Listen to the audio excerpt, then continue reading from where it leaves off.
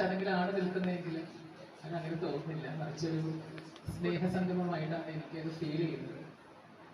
Y? Because ഇന്നിവിടെ ആരംഭത്തിൽ തന്നെ കേരളത്തിന്റെ സംസ്കാരത്തെ പറ്റി പറഞ്ഞു, ഭാരതത്തിന്റെ സംസ്കാരമാണ് വിളക്ക് കത്തിക്കുന്നതിനെ പറ്റി പറഞ്ഞപ്പോൾ ഞാൻ ആലോചിച്ച ഒരു കാര്യം, ആ സംസ്കാരത്തിൽ വലിയ തോതിൽ ഒരു ഇൻക്ലൂസിവിറ്റിയുടെ സത്വം അടിഞ്ഞു കിടക്കുന്നുണ്ട്.